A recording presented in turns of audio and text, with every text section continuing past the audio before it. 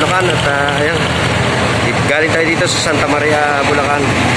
Tingnan nyo mga idol, oh, napakaganda ng sikat ng araw. Oh. Talagang tirik na tirik at I'm sure mainit na naman mamaya. So tara na mga idol, ayan, dala natin to si Wave at tayo yung mag-rides papunta sa Jose del Monte. Let's go mga idol, tara na. Ayan o, wala traffic papunta doon, pero yung papunta ng Bukawi, napaka-traffic. Ayan, napakatirik ng araw mga idol.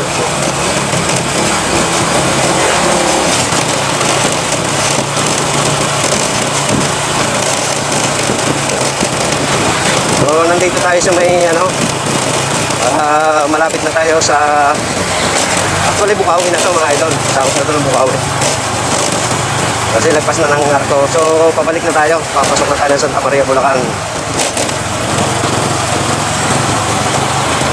Ayan mga idol kung makikita nyo yung Arco, ito na yung Santa Maria. Hindi pala tayo kanina nandun tayo sa Bukawi. Itong Arco na ito mga idol, Santa Maria, Bulacan na ito mismo. So ayan, pasok na tayo ng Santa Maria, Bulacan mga idol. So liligo tayo doon sa may bypass. At yun tayo dadaan. Kasi nga traffic kung dito ka sa bayan ng Santa Maria dadaan ako. Kahit nakaputol ka talaga ang matatraffic ka. Kaya nga mga idol, lapit na tayo sa bypass. Dito tayo dadaan.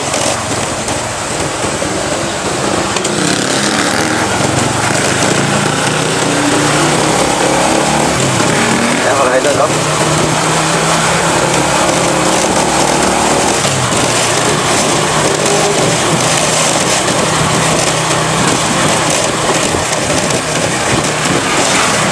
So mga idol, good morning, good morning.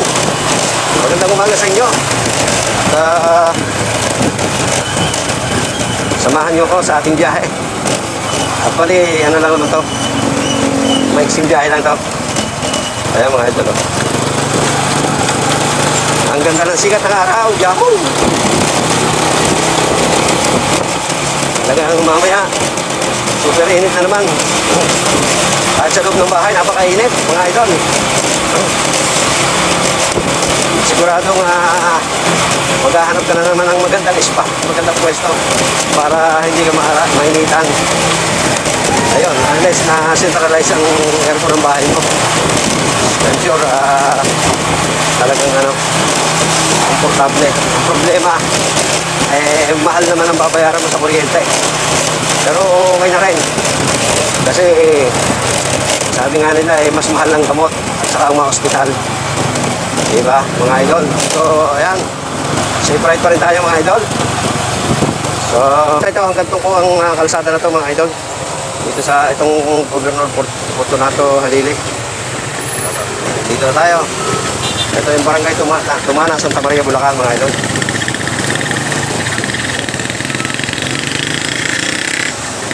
Medyo basa ang kalsada, siguro umulan dito kagabi o kaninang madaling araw. Pero doon sa amin sa banda sa Jose del Monte, wala kang naramdamang ulan. Napakainit ng buong magdamag.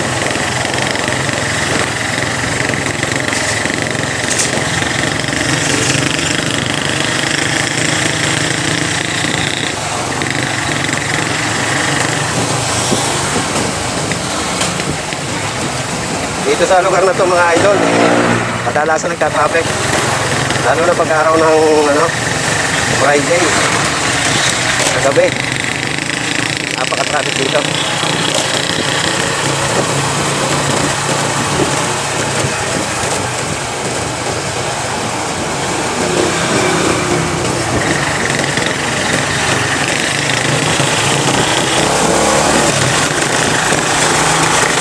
Take tayo kay kuya, masyado siya mabagal. So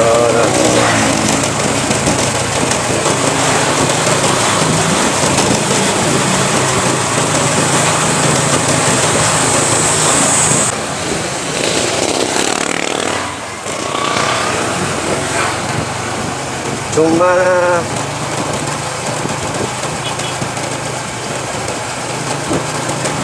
Ito mga idol, nandito tayo sa tapat ng Stone Bridge. Yung Stonebridge Resort, paliguan. Ito, may swimming pool dito mga idol. Ito, tapat na ito. Dito tayo mismo sa gate. Ayan, ihalpasan na natin.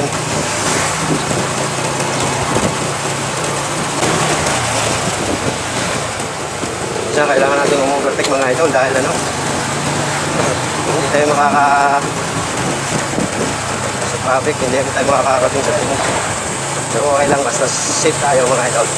Yan lagi natin tatandaan. Ride safe. Sige, patawagan natin si ate. Natin dalang map. Alright.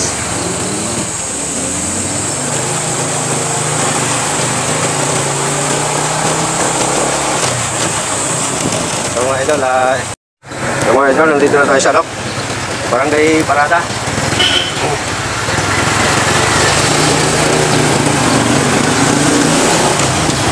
Dito pa rin tayo, Santa Maria, Bulacan, Parada. So, dire-diretso na tayo mga idol. Ang ating biyahe.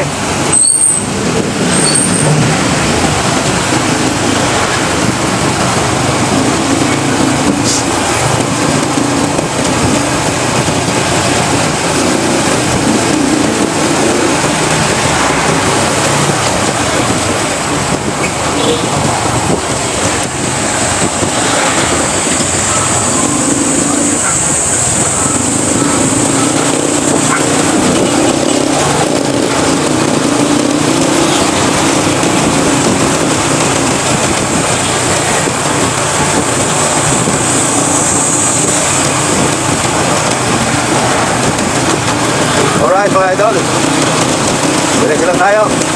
Tuloy ang ating biyahe.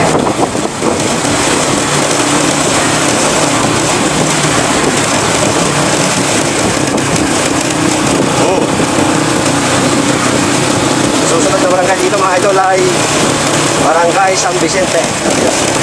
Boundary ng San Jose del Monte, Bulacan. Barangay San Vicente. Alright kuya, gano'n yung overtake.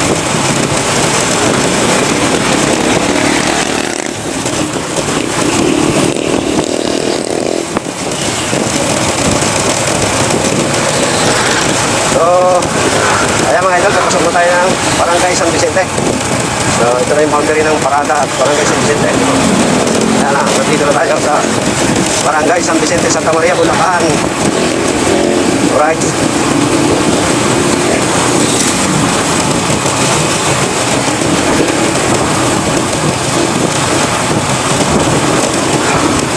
Dati mga idol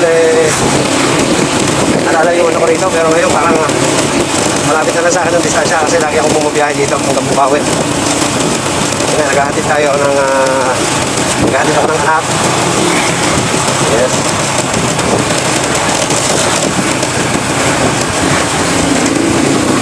Alright. Kaya wag mo yung tricycle.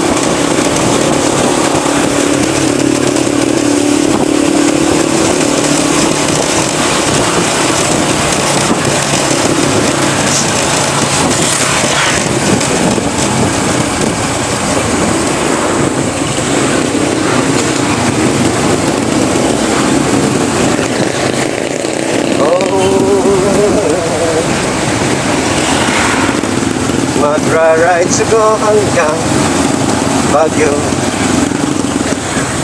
Magra-rides ako hanggang Batangas.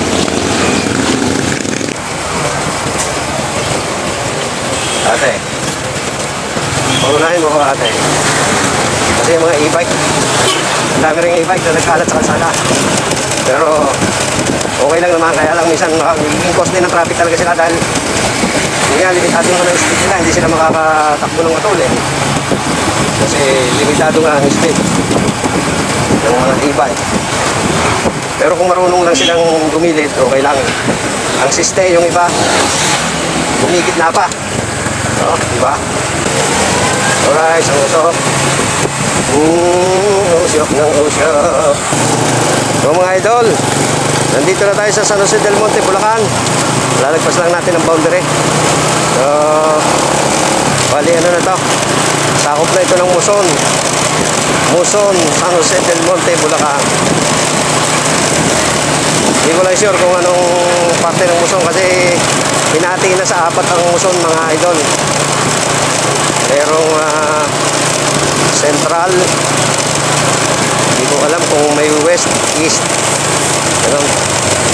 Saka basta apat na parte mga idol ang barangay Muson dito sa San Jose del Monte. So right, nandito na tayo sa ating bayan ng San Jose del Monte City, Bulacan. Right kuya, public tayo kuya. Alam nyo mga idol, napakaganda pa rin ang performance nitong ating Honda Wave 100 2007. Hanggang ngayon ay okay naman siya. Well maintained mga idol kasi talagang hindi natin pinapabayaan siyang pag may konting diferensya pinapagawa agad natin. Ayos naman siya. Basta alagaan mo lang ang iyong motor kahit na ano. Actually gusto ko na sana magpalit pero siguro hindi muna sa ngayon dahil okay pa naman tong aking Wave. At minsan nagagamit ko yung motor din ng anak ko na isang bago.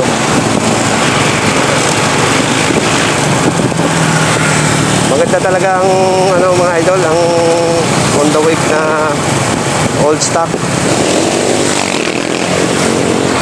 Nasa pag-iingat mo lang at saka sa maintenance. Kaya malapit na tayo dito sa may Muson Elementary School. Ito sa may ano bang eskwelahan to?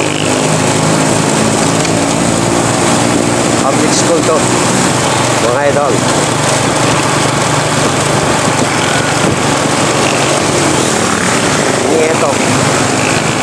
Benito Nieto Elementary School.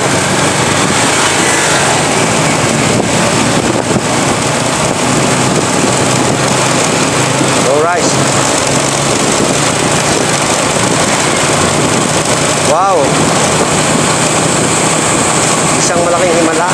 Walang traffic ngayon. Alright. Walang traffic sa crossing ng Muson. Actually dito madalas nagta-traffic mga idol. Pag papunta ka ng diyan sa may crossing, eto paglagpas ng simbahan, bago pa lumagpas, traffic na. Pero ngayon, so far so good. Ang taas ng ano, yung pampagising. Talagang magigising ka mga idol. Kasi bago pa, hindi pa sila pupudpod. So, dito na tayo sa may tapat na simbahan ng Muson mga idol.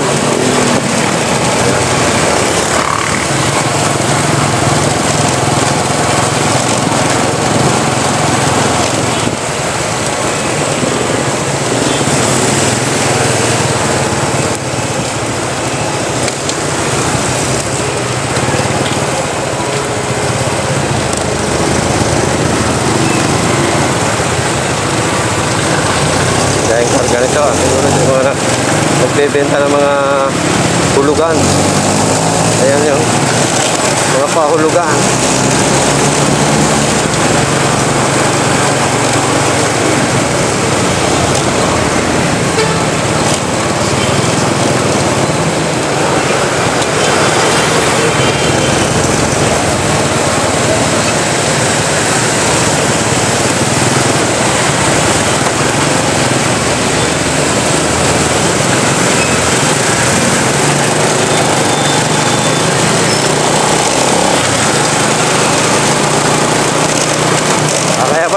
Walang traffic enforcer. Yes. Kasi pag may traffic enforcer, traffic na mga idol. Yan ang realidad.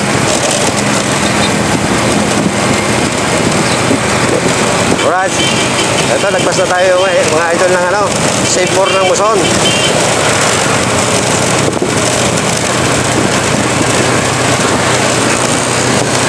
Alright.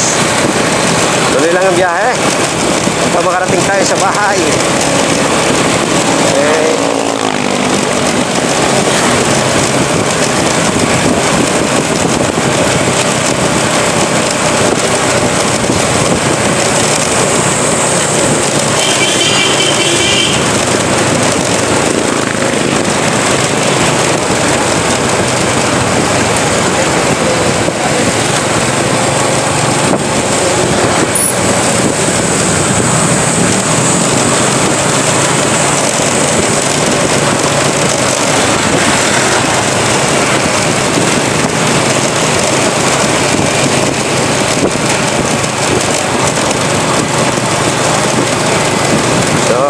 idol, dito na tayo sa ano, Gaya-Gaya.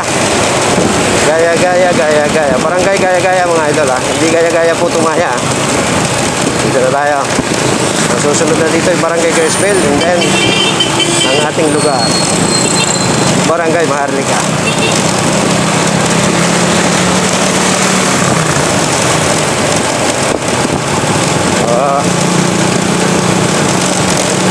Alright.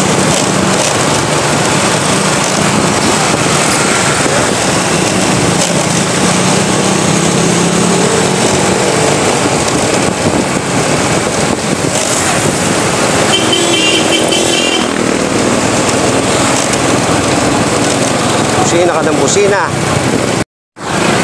So mga idol, malapit na tayo. Dito na tayo sa may ano, Grotto Vista. Ito, Barangay Criswell na to mga idol. Grotto Vista, San Jose del Monte, Bulacan. Dito maganda mag-swimming mga idol, sa Grotto Vista.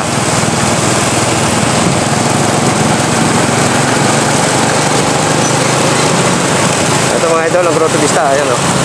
Tapos ito yung isang mall dito malaki, yung EB Town Center. Isa lang ang may-ari niyan, Grotto Vista, saka itong EB Town Center. So, ayan mga idol, malapit na tayo sa Grotto San Jose del Monte, Bulacan.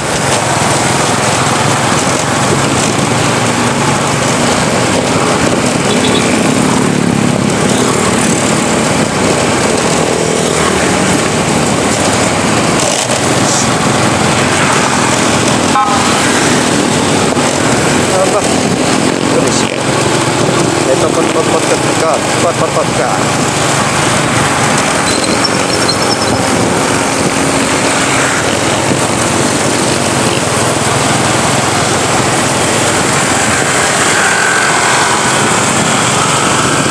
Mga idol, dito tayo sa grotto. Ito.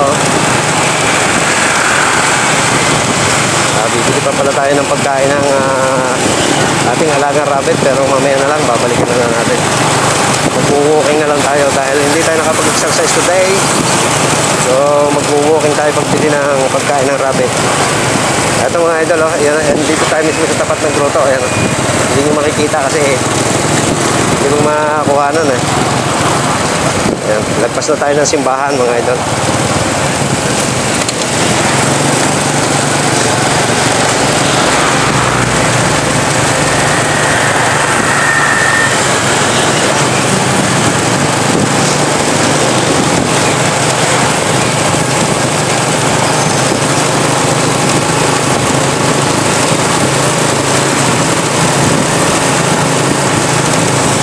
Mga idol, iliko na tayo dito sa Barangay Maharlika. Dito na tayo sa ating destination. Alright.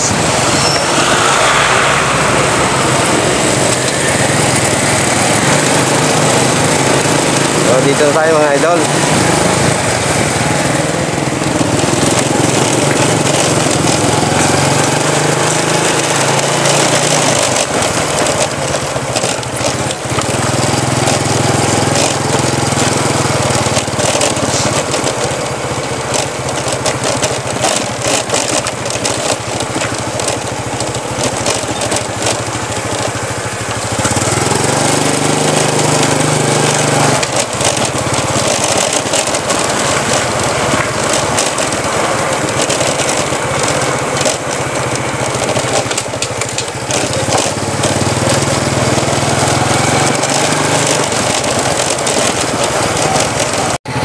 Ayun nga mga lodi, nandito na tayo sa ano, sa aking lugar at ayan na. Tapos at safe ang ating ride. So maraming salamat sa inyong panonood. Parating tayo ng maayos. God bless you all mga idol. Thank you very much at please subscribe and follow my channel.